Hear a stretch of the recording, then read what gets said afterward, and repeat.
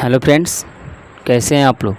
मैं उम्मीद करता हूं कि आप लोग ठीक होंगे और इससे पिछले वाले वीडियो आप देखे होंगे और अच्छे से नोट्स बना रहे होंगे।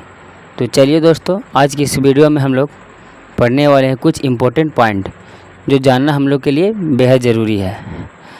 इससे हमने पिछले वाले वीडियो में हमने बताया था ये सब, जैसे थोड़ा सा बता देते हैं क्या क्या हमने बताया था। जैसे sine theta into cosec theta equal to 1 ये बताया था। Tan theta into cot theta equal to 1 and cos theta into sec theta equal to 1 ये हमने बताया था। और बताया था कि sine theta and cosec theta ये आपस में दोनों रेसिप्रोकल होते हैं। Tan theta and cot theta ये आपस में क्या होते हैं, रेसिप्रोकल होते हैं।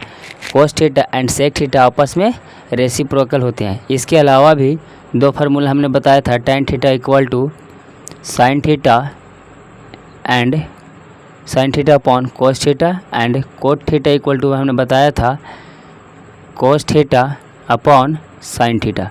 इतने हमने पिछले वाले वीडियो में फार्मूला हमने देखे थे और इस पे हमने कुछ क्वेश्चन भी किया था।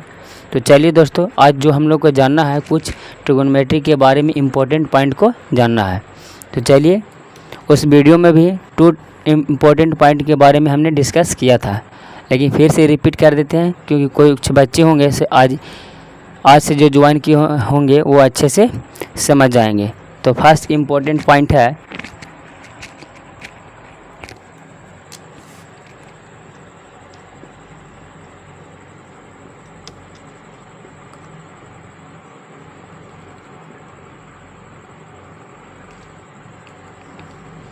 फर्स्ट इम्पोर्टेंट पॉइंट था कि the symbol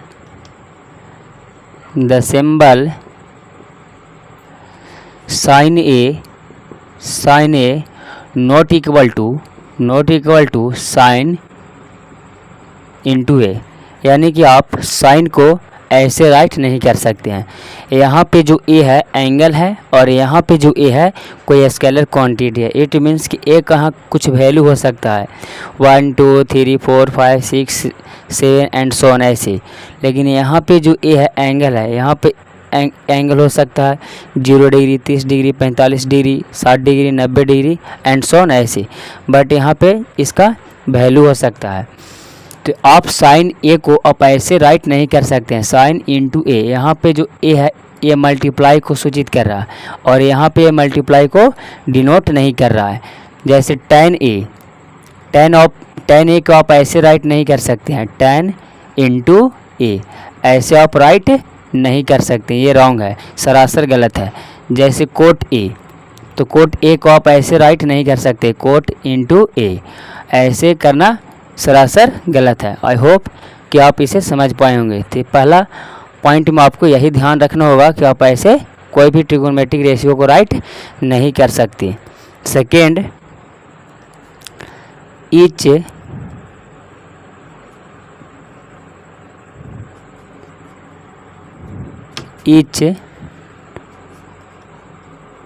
value of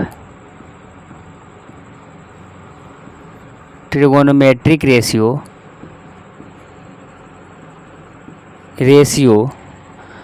does not depend on side of a triangle, of the triangle. इसका कहने का अर्थ क्या है, चलिए हम लोग समझते हैं। दूसरा इम्पोर्टेंट पॉइंट बोल रहा है कि the each value of trigonometric ratio does not depend on the side of A triangle. कह रहा है कि जो ट्रिगोनोमेट्रिक रेशियो का जो वैल्यू है किसी भी ट्रायंगल के साइड पर डिपेंड नहीं करता। चलिए इसे हम लोग एग्जाम्पल से समझते हैं। जैसे फॉर एग्जाम्पल हमारे पास एक ट्रायंगल है ABC और यहाँ पे राइट एंगल यानी कि 90 डिग्री का कोण बना है। ये थीटा है और ये 90 माइनस थीटा। अब ये 3 है, ये 4 है एंड ये 5 है। हम मान लिए हैं। यहाँ पे अगर साइन थीटा का आप वैल्यू फाइंड करना चाहेंगे तो साइन थीटा लंब बटा कर्ण होता है, यानी कि परपेंडिकुलर अपॉन बेस होती है, हाइपोटेनस होता है, तो यानी कि 3/5। अब इसी ट्रायंगल को आप बड़ा फॉर्म में राइट करते हैं ऐसे, और उसका साइड चेंज कर देते हैं।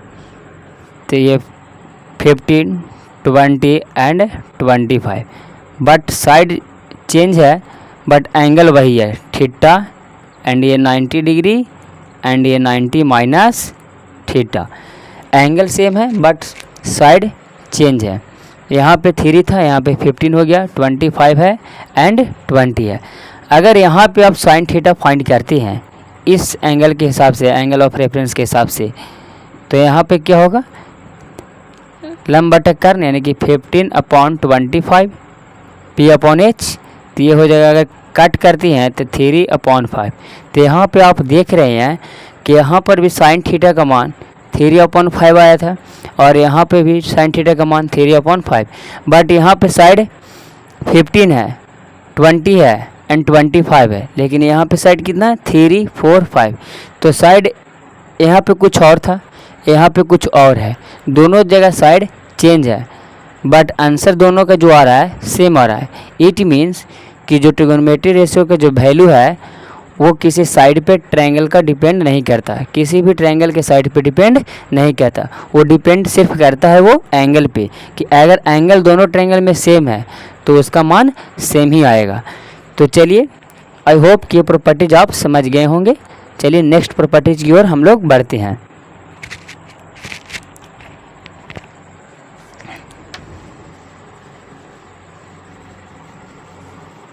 आई होप कि आप लोगों को समझ में आ रहा होगा दोस्तों।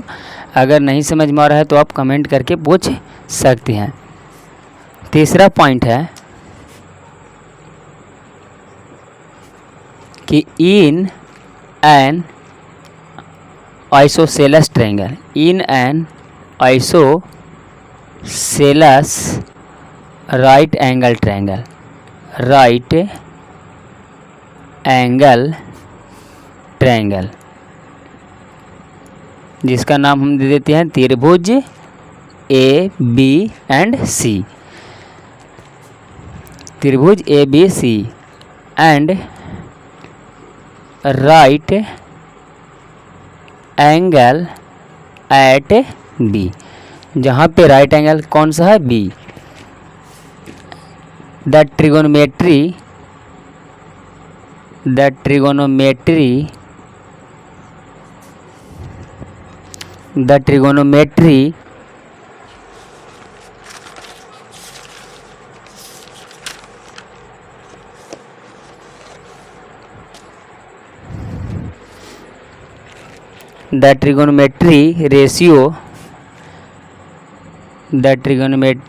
ratio obtained by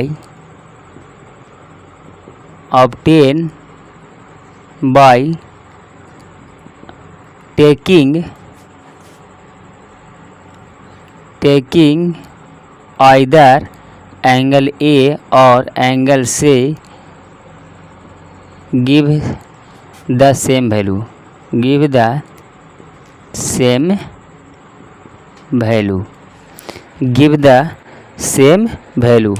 अब चलिए इस प्रॉपर्टीज को हम लोग समझते हैं कि आखिर ये प्रॉपर्टीज कहना क्या चाह रहा। करा in an isosceles right angle triangle, त्रिभुज ABC, right angle at B, जो राइट एंगल किस पे है, बी पे है। The trigonometry ratio obtain by taking either angle A और C give the same value. तो सबसे पहले इसमें बात आई है आइसोसेलस राइट एंगल ट्रायंगल। तो सबसे पहले आप ये जान लें कि आइसोसेलस राइट एंगल ट्रायंगल होता क्या है। तो isosceles right angle triangle right angle ही होता है, बट इसमें जो टू साइड्स होंगे आपस में इक्वल होंगे। तो ये राइट एंगल है, ये हमने ड्रा कर दिया, इसका नाम दे देते हैं ए। और बोल रहा है कि राइट एंगल एट बी, जो राइट एंगल है वो बी पे है, तो ये हो गया सी। अब क्या कर रहा है से सुनेंगे, आइसोसेलस मीन्स होता है कि दो साइड्स इक्वल होंगे, यानी ये और ये इक्वल होंगे, तो आप इसको बोल सकते हैं कि आइसोसेलस है। यानी कि if A B equal to B C, अगर ये दोनों साइड इक्वल हैं और 90 डिग्री का कोण बना रहा है तो आप कह सकते हैं कि आइसोसेलस राइट एंगल ट्रायंगल है।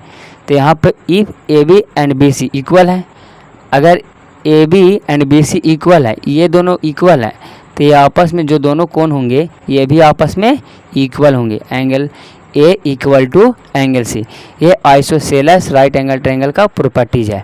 अगर ये दोनों साइड्स इक्वल हैं तो ये दोनों एंगल भी इक्वल होंगे। ये आइसोसेलेस राइट एंगल ट्रायंगल का प्रॉपर्टीज है। अब क्या कर रहा है कि अब आइसोसेलेस राइट एंगल ट्रायंगल में चाहे तो आप एंगल ऑफ रेफरेंस इसके ले लो, चाहे तो आप एंगल ऑफ रेफरेंस इसके लो। किसी के अगर एंगल ऑफ रेफरेंस लेते हो तो उसका वैल्यू पर कोई फ़र्क नहीं पड़ेगा। जैसे इसमें हम साइन ए का मान फाइंड करते हैं, साइन ए, तो साइन ए इक्वल टू होता है P upon H perpendicular upon hypotenuse, इस कोण के हिसाब से, एंगल ऑफ रेफरेंस के हिसाब से। तो इसके लिए ये हो गया परपेंडिकुलर, क्योंकि इस कोण के हिसाब से ये हो गया परपेंडिकुलर, तो B C and hypotenuse A C. तो साइन ए का मान आया B C upon A C. तो यहाँ पर लिख देते हैं sine A equal to B C upon A C. अब यहाँ पे साइन सी का मान फाइंड करते हैं, साइन सी। अब जानते हैं कि साइन इक्वल टू होता है पी अपॉन एच, लेकिन अब ले रहे हैं एंगल ऑफ रेफरेंस इसको, तो परपेंडिकुलर ये होगा क्योंकि इसके सामने वाला ये है, तो perpendicular A B and hypotenuse A C. Hypotenuse तो चेंज नहीं होता है, तो यहाँ पे जो आया साइन सी का मान क्या आया, A B upon A C. तो यहाँ पे आप देख रहे हैं कि ए बी और बी सी आपस में क्या है, इक्वल है, बिकॉज क्योंकि ये जो ट्रायंगल है आइसोसेलेस है, तो ए बी और बी सी इक्वल है। तो आप ए बी के जगह पे बी सी राइट कर सकते हैं, तो यहाँ बी सी राइट कर देते हैं। तो यहाँ पे देख रहे हैं कि साइन ए का मान भी बी सी अपॉन ए सी और साइन सी का मान भी B C upon A C. तो इट मीन्स कि sine A equal to sine B. ऐसे ही अगर आप tan में भी कीजिएगा तो tan A equal to tan B and cot A equal to cot B and ऐसे cos A equal to cos C।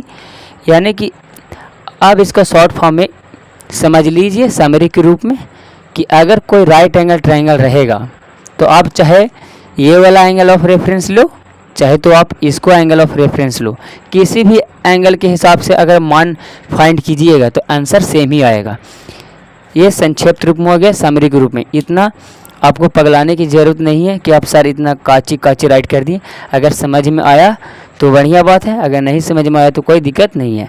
But एक थोड़ा सा पॉइंट याद रखें कि अगर कोई right angle isosceles right angle triangle होगा तो चाहे तो आप इसको एंगल ऑफ रेफरेंस ले सकते हैं, इसको मान सकते हैं थीटा, या तो आप इसको थीटा मान सकते हैं। किसी को भी मानेंगे तो आंसर सेम आएगा। बस इतना याद रखना चाहिए, होना चाहिए कि वो जो ट्रायंगल होना चाहिए आइसोसेलेस राइट एंगल ट्रायंगल होना चाहिए। चलिए अब हम लोग नेक्स्ट इम्पोर्टेंट पॉइंट की ओर बढ़ते हैं। नेक्स्ट इम्पोर्टेंट पॉइंट है कि जो राइट एंगल ट्रायंगल में जो सबसे लार्जेस्ट साइड होता है वो हाइपोटेनस होता है। इसके बारे में हम लोग थोड़ा जानते हैं। जैसे for important point, since hypotenuse is longest side of the right angle triangle. Since hypotenuse is longest side of the right angle triangle, the value of sin A, यानी sin A की जगह पर आप sin थीटा राइट कर सकते हैं, and cos theta is less than 1, whereas the value of sec theta and cosec theta is greater than or equal to 1। अब यह प्रॉपर्टीज कहना क्या चाह रहा है, चलिए हम लोग डिटेल से समझते हैं। क्या कह रहा है, since hypotenuse is longest side of the right angle triangle, जो राइट एंगल ट्रायंगल में जो सबसे बड़ी भुजा होती है, जो सबसे बड़ी साइड होती है, वो होता है हाइपोटेनस। ये सपोज ए बी एंड सी, तो ये जो हाइपोटेनस, ये हाइपोटेनस अगर इसको एंगल ऑफ रेफरेंस इसको ले रहे हैं तो हाइपोटेनस ये, परपेंडिकुलर ये एंड बेस से ये, तो जो ये हाइपोटेनस होता है ये सबसे बड़ी भुजा होती है राइट एंगल ट्रायंगल में, इससे भी बड़ी और इससे भी बड़ी, यानी कि ये सबसे बड़ी भुजा होती है, साइड होती है। तो वही कह रहा है कि hypotenuse is longest side of the right angle triangle. फिर नेक्स्ट है कि value of sine theta and cos theta. आप यहाँ पे साइन ए और कोस से भी राइट कर सकते हैं, इससे कुछ भी दिक्कत नहीं है। तो sign theta and cos theta is less than 1, कह रहा है जो साइन थीटा यानी कि और कोस थीटा का जो मान आएगा हमेशा 1 से छोटा आएगा, हमेशा 1 से छोटा आएगा, कभी भी 1 से बड़ा नहीं आएगा। इसका रीज़न ये है कि आप साइन थीटा का फार्मूला जानते हैं P/H और इसका भी जानते हैं B/H।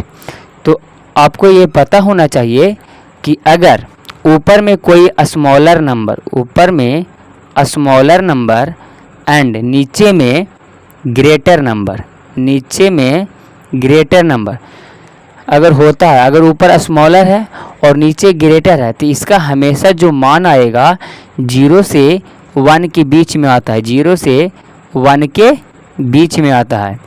अगर विश्वास नहीं है तो आप इसे जैसे 3/5, 3/5 ऊपर स्मॉलर है और नीचे ग्रेटर है, तो आप इसे जब भी डिवाइड कीजिएगा तो ये आएगा 0.6।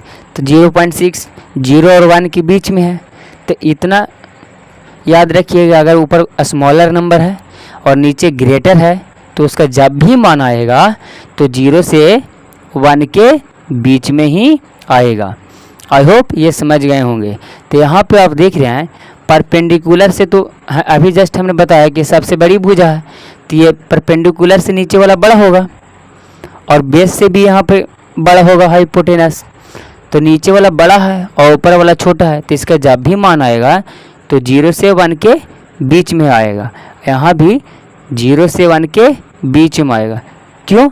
क्योंकि बेस और परपेंडिकुलर से बड़ा क्या है, हाइपोटेनस। अभी जस्ट हमने बताया कि इन दोनों से बड़ा हाइपोटेनस होता है और नीचे में सबसे बड़ा है और ऊपर छोटा है, ऊपर छोटा और नीचे बड़ा रहेगा। तो अभी जस्ट बताया कि 0 से 1 के बीच में आएगा। तो इसीलिए जब भी साइन थीटा और कोस थीटा का जो वैल्यू आएगा वो 1 से कम आएगा, 1 से ज़्यादा कभी नहीं होगा। जैसे एग्जांपल से समझे, कोई ऐसे दे दी कि साइन थीटा इक्वल टू 2। अब ये पूछेगा आपसे कि ये ट्रू है या फॉल्स, ये सही है या गलत, तो क्या बोलिएगा, राइट है या रॉन्ग? तो ये रॉन्ग है, बिकॉज क्योंकि साइन थीटा का मान यहाँ पे 2 है और साइन थीटा का मान 1 से कभी ज़्यादा नहीं होगा।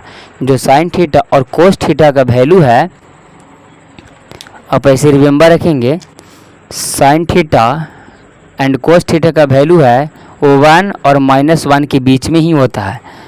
कोस थीटा का भी 1 और -1 के बीच में, ये इतना रिमेंबर रखेंगे। अगर 1 से कोई ज़्यादा दे दे, जैसे साइन थीटा इक्वल टू 2 दे दिया, तो ये रॉन्ग है क्योंकि 1 से ज़्यादा है। और अभी हमने बताया कि साइन थीटा का मान 1 से ज़्यादा कभी होता नहीं है, वो 0 से 1 के बीच में होगा या तो -1 और 1 के बीच में होगा। जैसे एक एग्जांपल से समझाते हैं और आप इतना उतार लें।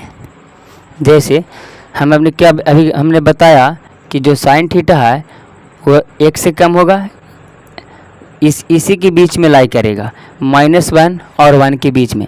अगर कोई साइन थीटा इक्वल टू ऐसे दे दे 4, तो ये सरासर रंग है क्योंकि 1 से ज़्यादा नहीं हो सकते।